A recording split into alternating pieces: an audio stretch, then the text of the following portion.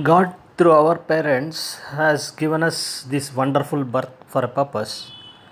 The purpose is to achieve progress towards realization of truth. This is in addition to fulfilling our responsibilities at various stages of life. But unfortunately, we are so much preoccupied with the worldly things, we do not have time to think or explore what our human body and mind is capable of in the inner world. We have a tendency to think we are smart in with this little mind without realizing that God, who has created us, has to be more intelligent and more smart than us. He has given all attractions in the outside world and also made the mind lingering outwardly, but kept the truth about our real identity in the depths of our inner world. We play the game of life according to God's deceit, that is Maya, and get fully immersed in it in our life until death knocks at our door or when we meet with great misery. So, it is the will of the God that every life has to liberate itself ultimately while continuing to play according to the rules of the game of life. In this journey, human beings have the advantage of being far ahead in the race compared to other life forms. It is up to the individual to decide whether to get liberated in this birth itself or work for it when he feels like. God, being infinity that is all pervading, He is both the cause and effect in this game of life, and we play within Himself with bondage till liberation. Belief, willpower, and dedication are the starters in this game of liberation, like we order starters, main course, and desserts in the hotels which we are more familiar. We see the picture of dedication. A spider makes her cobweb with utmost dedication. A tiger hunts for her food with utmost dedication. An oyster converts a raindrop into a pearl with absolute dedication. A yogi dedicates himself to achieve salvation. So, dedicate yourself to choose the right goal and the highest ideal.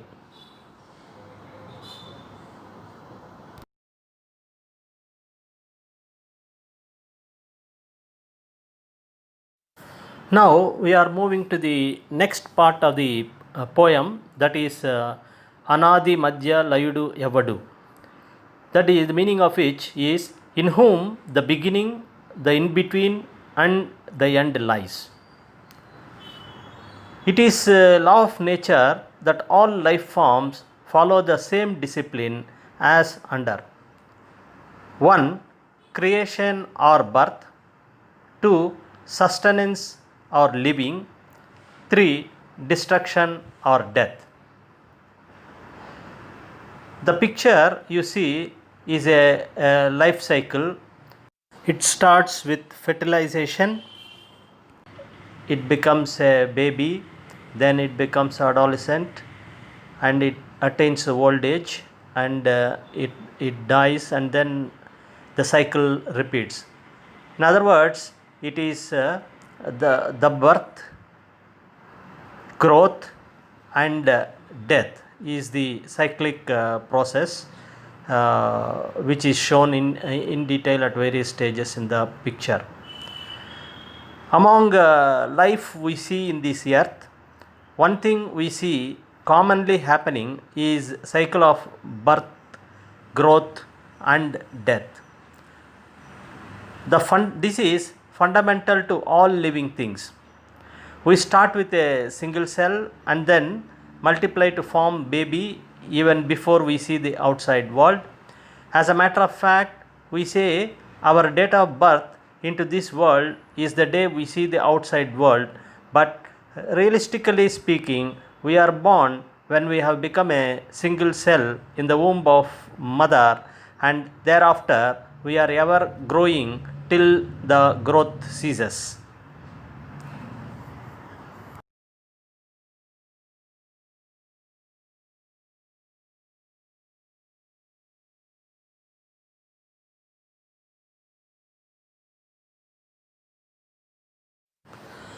The most wonderful thing of this creation is that every life leaves a miniature blueprint before it dies, and exceptions are a few. It may be in the form of a seed, an egg, or a baby. A tree is born from a seed and leaves many seeds for propagation of its hereditary life. The cycle goes on and on. Well, if a question comes whether the seed is first or tree is first, I do not think a convincing answer is ever given. This is because our mind and knowledge has limitations within which it can think.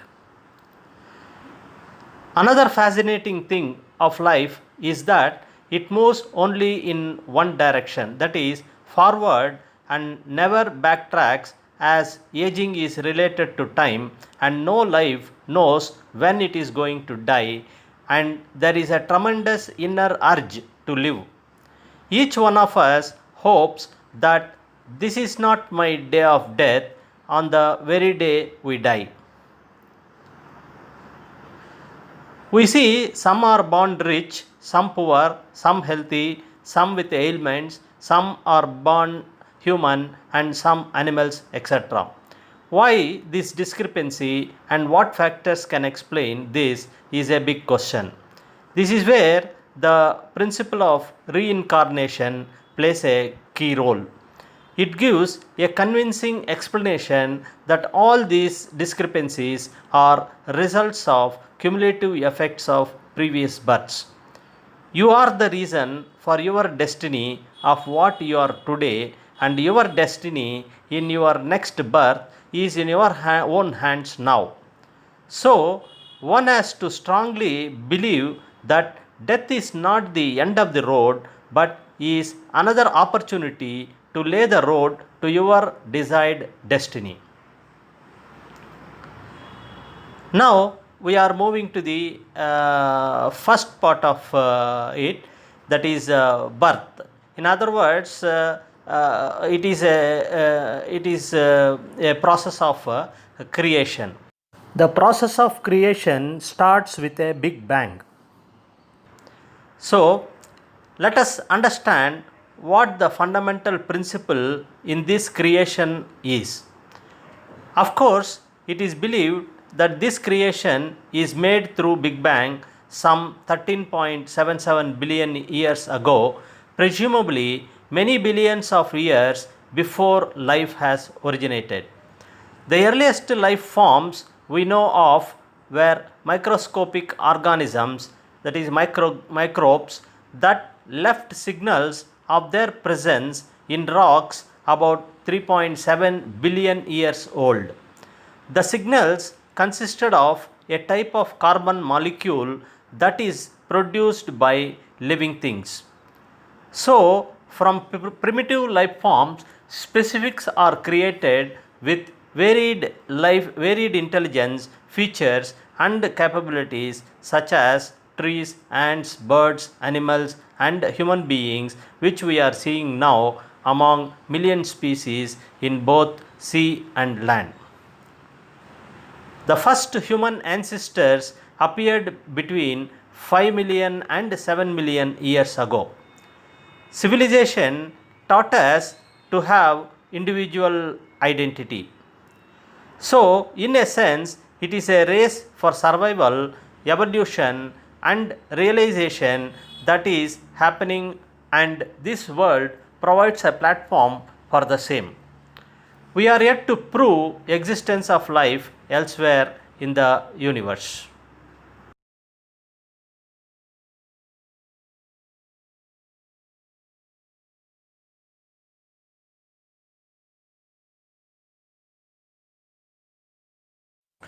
In the picture, you see universe timeline. This is taken from literature. So the first, it starts with a Big Bang, 10 power within 10 power minus 35 seconds, and at 10 power minus 6 seconds, universe shape. and within 3 seconds the basic elements form, and up to 10,000 years radiation era dominated, and when universe reached 300,000 years, matter started domination. It is matter dominated era, and around 300 million years after Big Bang, stars and galaxies formation started, and thereafter it continued like that. And the second one you see just years before the present. So 5 billion years from now, birth of the sun started, and 3.8 billion years back from now, earliest life forms have formed, and 700 million years primitive animals appear, and 200 million years back mammals evolve, and 65 million years back dinosaurs are extinct, and 6 lakh years before Homo sapiens evolved, and 170,000 years back supernova 1087A explodes. And then third picture we see actual years are given. So 1054 Crab supernova appears. 1609 Galileo builds first telescope. 1665 Newton describes gravity. 1905 Einstein publishes reality papers on relativity. 1929 Hubble discovers universe expansion, and 1960 quarks discovered. Then 1964 microwave radiation discovered. Then 1967 pulsars discovered, and 1987 supernova 1087A reaches Earth, and 1990 Hubble telescope launched, and 1990 Big Bang confirmed. 1993 Hubble telescope replaced, and in the final picture you see years in the future. So when 100 trillion years stellar stellar era ends, then 10 power 37 degeneration era ends, and 10 power 38 to 10 power 100 black hole era begins, and 10 power 100 dark era begins. So that is the end of the cycle. Age of the universe is approximately 13.77 billion years as of now.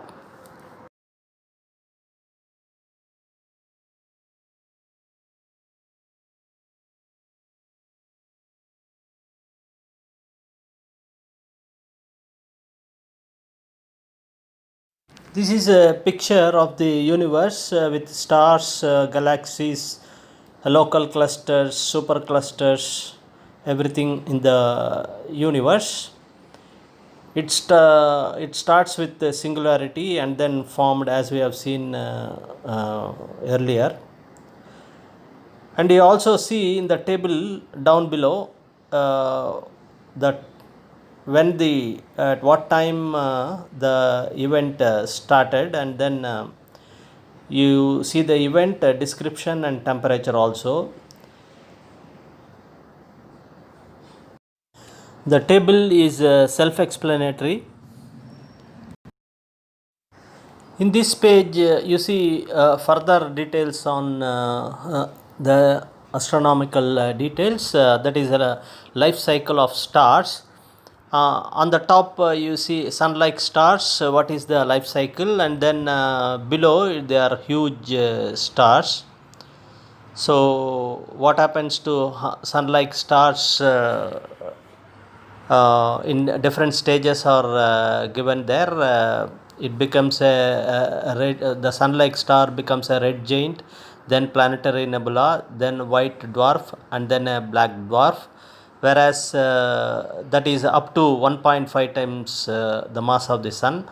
Huge stars which are from 1.5 to 3 times the mass of the sun, it becomes a red giant, then a supernova, and then a neutron star. And very giant stars which are more than 3 times the mass of the sun, it becomes a red giant, supernova, and then a black hole. Obviously our sun is taken as the reference. This is literature taken from astronomy. You see the solar system, the picture gives just mass distribution of solar system. You see 99.85% of the mass is taken by the sun, and planets, comets, satellites, asteroids, meteoroids, interplanetary medium, everything put together is only 0.15%. You can imagine what is the how that means the entire solar system is dominated by the sun with so much of mass. And on the left side the representative sizes of various planets are given, including the size of the sun, which is diameter is 1.4 million kilometers, and Jupiter and all other planets representative sizes are given there. And as you know, now Pluto is removed from the planetary system. I am just giving you a bird's eye view on how the Big Bang started and the formation of life cycle of creation. Then what happens to the sun, life cycle of stars at various masses, then the solar system, the size and all that. And then we are going to the next page.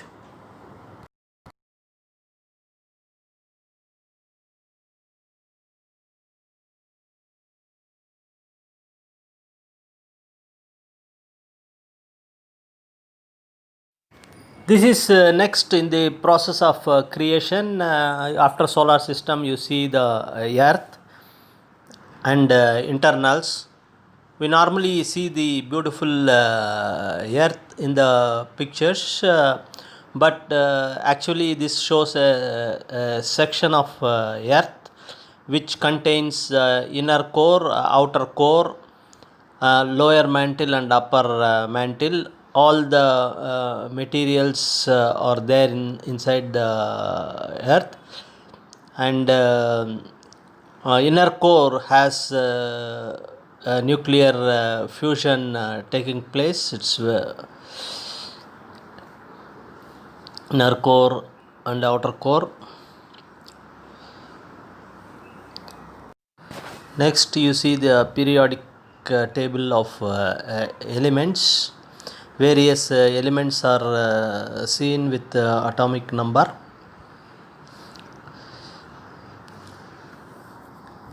Now we will go into the description.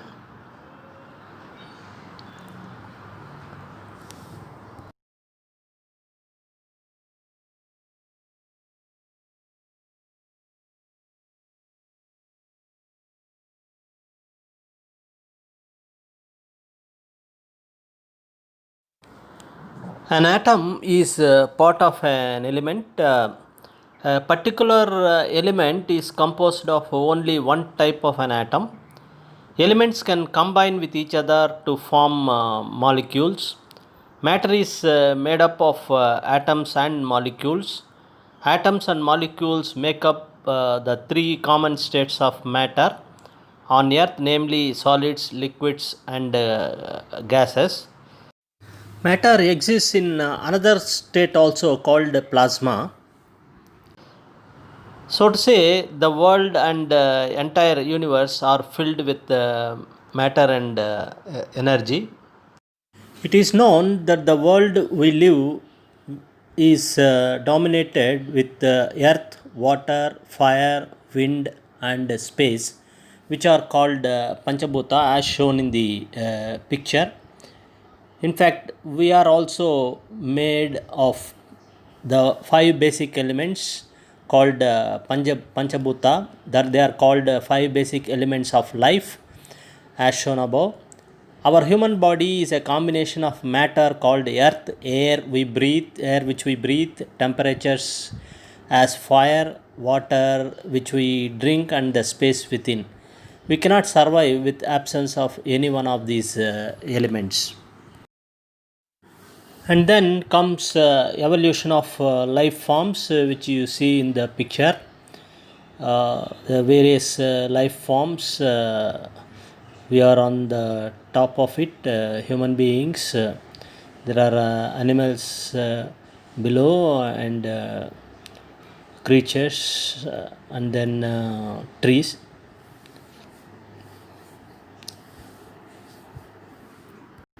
So, what we have seen in the process of creation from Big Bang to the evolution of life forms is just an illustration in the way it has evolved. It is not far from truth if we state that the entire universe is built in male female concept. Only thing is that we have to stretch our imagination a bit to understand and appreciate this. Let us take a teacup for example. The cavity in the teacup is a female concept, and the tea which is filled is a male concept. The teacup handle where we hold the teacup is a female concept, and the fingers of our hand used to hold the cup is a male concept. If we consider the total empty teacup, the whole cup is a male concept, and the space in which the teacup is stored is a female concept. In this way, if we interpret, we see the entire universe is built in this fashion. If we stretch a bit further, a cupboard in our house serves as a female concept for the valuables we store in the cupboard, and at the same time, the same cupboard serves as a male concept in the room. The room serves as the female concept. In this way, it is a continuum of male female concept in the entire universe. In astronomical level, we can say our solar system is a female concept accommodating the sun, planets, and all materials.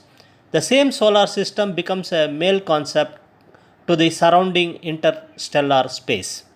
Even at the atomic level, the nucleus and the surrounding electrons represent the male concept, while the space in the atom represents the female concept. The atom as a whole is male to the space in which it exists.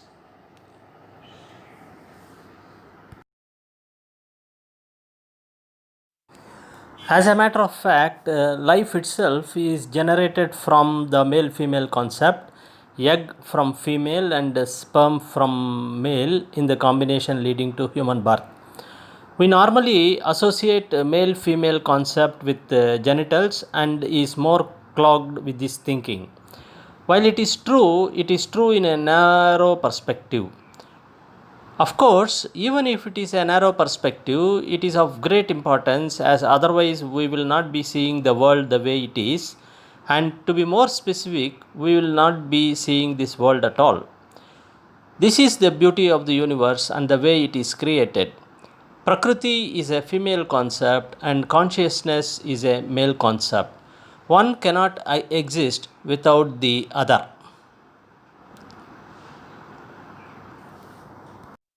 We must understand that the picture below, uh, that our Shivalingam is a male female concept extending throughout the universe and beyond, and not the form alone. It is a life combination. One cannot exist without the other. Prakruthi, that is material, is termed feminine, and purusha, that is consciousness, is termed masculine. This is also represented through Ardhanarishwarar. That is the picture which you see down below the Sivalingam. Um, we know that the entire universe is filled with material and consciousness. Now you also see in the middle picture, that is a bottle filled with oil. The bottle which is filled is a female concept, and the oil that is filled is a male concept. If we consider the bottle as a male concept, then the space surrounding the bottle is a female concept. Like this, we can extend the male female concept to the entire universe. Also, I have added a caption there: good is inherent, bad is acquired. That means if you want bad to be removed, you fill with good.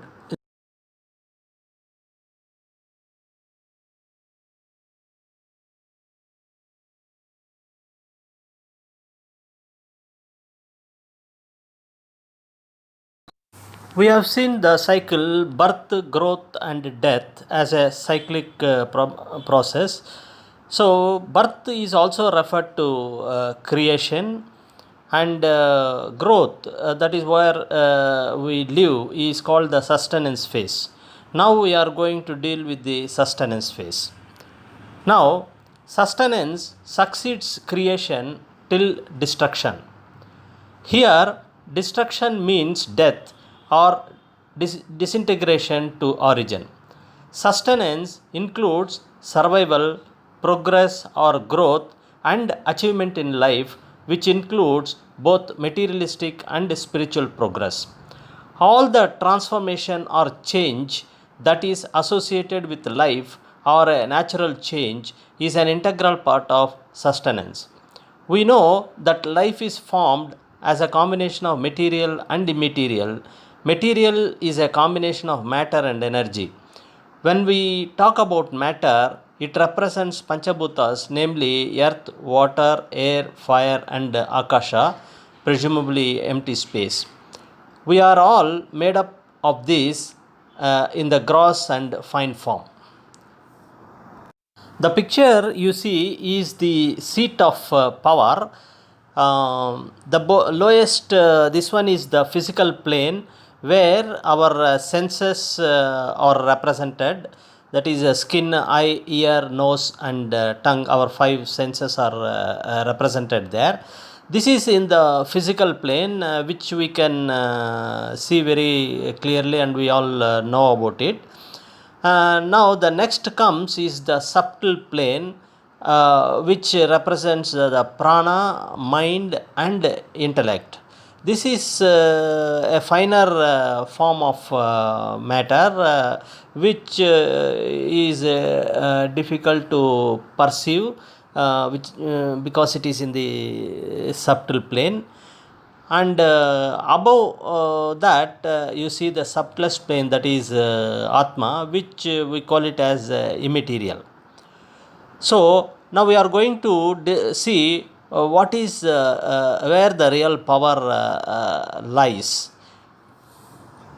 When we talk about gross and fine forms in life, we normally have a tendency to think that gross holds sway over fine. No doubt that more gross, that is, in other words, more material, holds sway over less gross. For example, sheep cannot challenge a bull. When we talk about gross and fine, we speak with respect to the same being. Let us take the bull itself. Suppose a bull gets anger. The phenomenon starts in his mind, goes to the brain, and then instructions go to other body parts to go for a rage. That means the trigger is the mind, which is very fine, acting on gross parts of the body and results in action. In other words, it is the fine that is really the seat of power.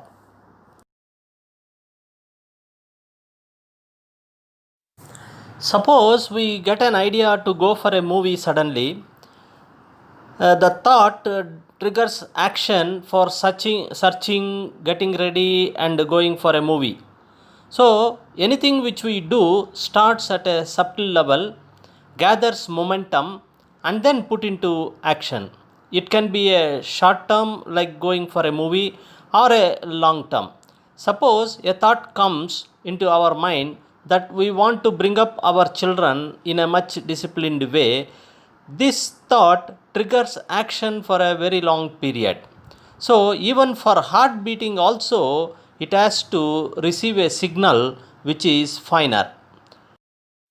So, if we want to control our bad deeds, we have to critically examine our thought process and use our discretion to cut it off at that stage or entertain the same. This again is a struggle between the mind and the buddhi. As a witness, you must weigh the situation and take action. You have to take a balanced view between impulse of the mind to perform an action and the resultant effect of performing that action. Suppose your child wants to go for a movie during vacation, you may entertain, but the same thing he wants during exams, you may deny the same politely. You have to keep in mind that any damage done to the subtle is more serious than that of gross. If we want to evolve our consciousness through good deeds, we have to start reforming our thinking, and our outlook of this world must change. We can see, perceive, and catch the gross, but it is the finest that is the seat of power. How to get hold of fine, finer, and finest? There exists a linkage between gross to the finest. We are very much aware of our breath, which we can call it as gross. Even if our breath is smooth, not perceivable, if we hold breath for a fraction of a minute, we can feel the breath easily. Our yogis made a research and found that by putting concentration and regulating our breath, we can feel the prana. There is an established methodology widely known as pranayama to achieve this. It requires guidance of a spiritual guru and lot of patience and determination. We know practice makes a man perfect. Constant practice will enable us perceive prana and also leads to master control of prana.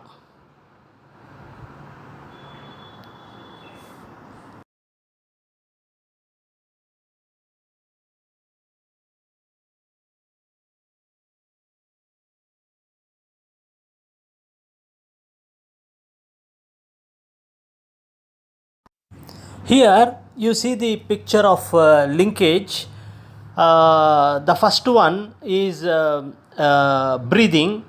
Breathing is a gross act of prana.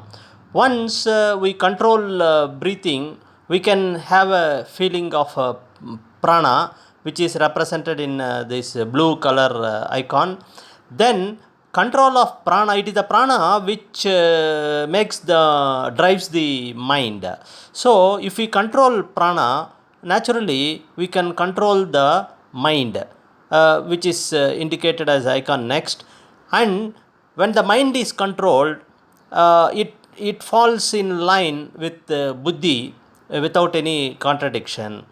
So once the mind is controlled and we follow as per dharma, our buddhi will also be in line, and when both of these are controlled, it can take us to the process of liberation, that is reaching God. So this is how we can traverse from gross to fine to conquer the finest and the most powerful. This process is what we call it as meditation. Well, controlling the mind is not as easy as it is said. You see the picture of nature of mind. Normally monkey itself is unstable, and it is influenced by different things, like it is drunk, it is ghost is living in it, monkey is already mad, and a monkey bitten by a scorpion. We have to imagine the status of a monkey at that point of time. This is just a wild imagination of a monkey in precarious condition to describe the condition of the mind, which is so much unstable and uncontrollable. We know the nature of the mind, that it does not stay quiet for a while and then always like to roam around all worldly things till it is conditioned and controlled. So there are many stories which describe how much volatile the mind is by nature. Mind is easily influenced by our surroundings. The below picture is an example given in that direction.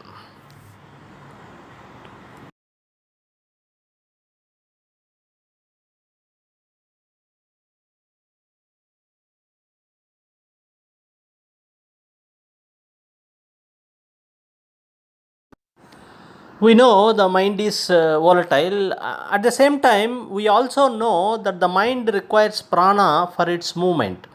So if we can control prana, we can also control mind. A mind is like a pond of water.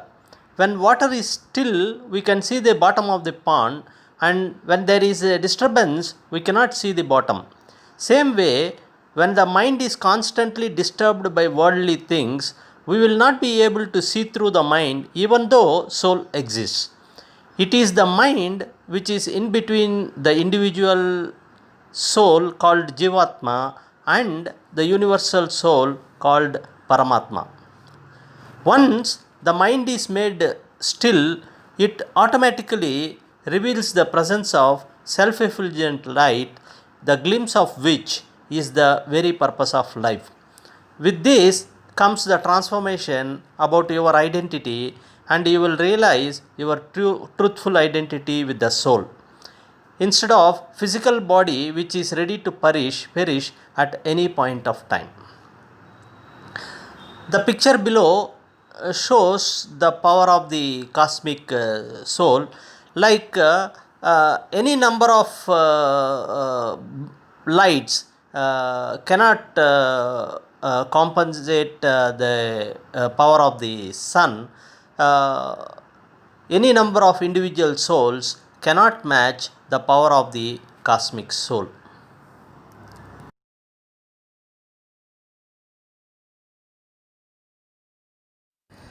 Mostly, we are aware of the material and functioning in the physical plane with our five sense organs. More importantly, we have to understand the things in the subtle plane also. We have seen that prana, mind, and buddhi are subtle and are made of fine material. We also have seen that Atma is the finest and which is immaterial. So we are going to discuss one by one on that in detail. Let us see prana in detail. This picture is taken to represent prana, that is with blue color you see.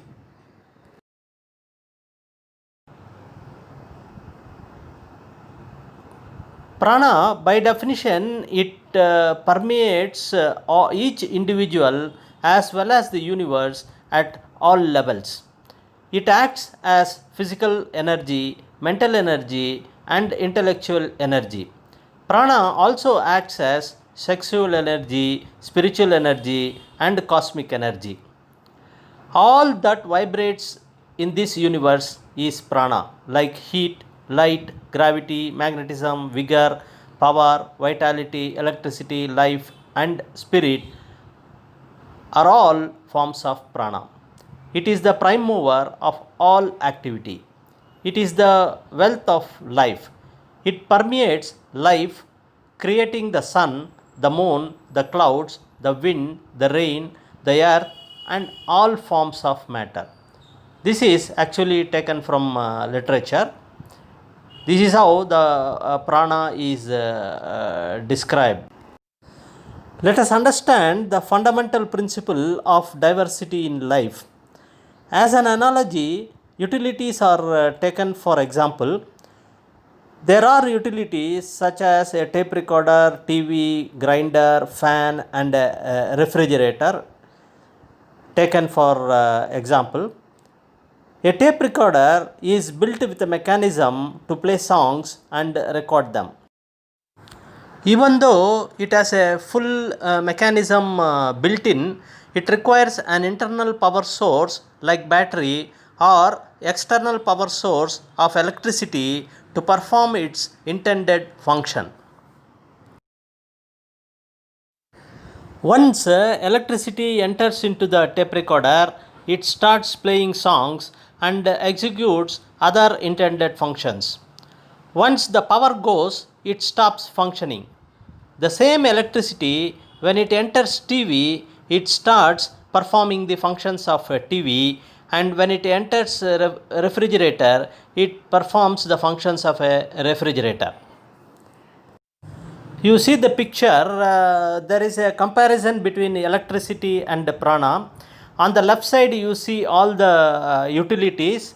All the utilities are drawing electricity, that is power from electricity substation, like the tape recorder, TV, grinder, fan, and a fridge. Likewise, on the right side, you see various life forms draw prana from universal prana.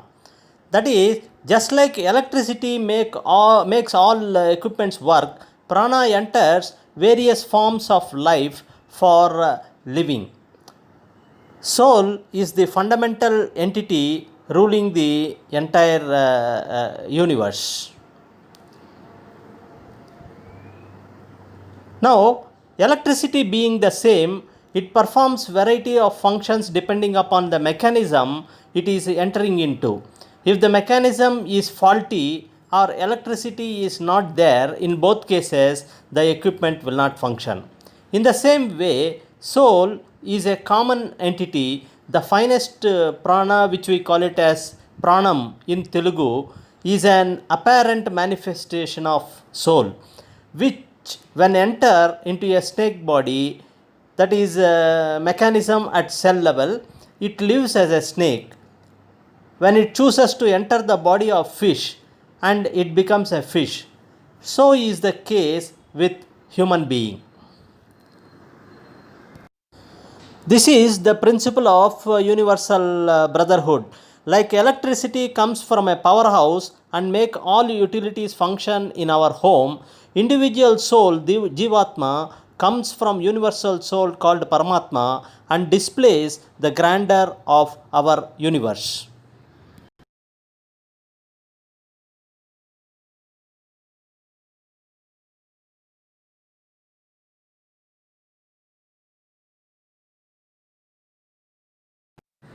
The above picture illustrates manifestation of prana into three categories. One is cosmic prana with cosmic pictures and aids used in cosmic adventure. 2. Gross prana pictures related to life. 3. Subtle prana pictures related to life.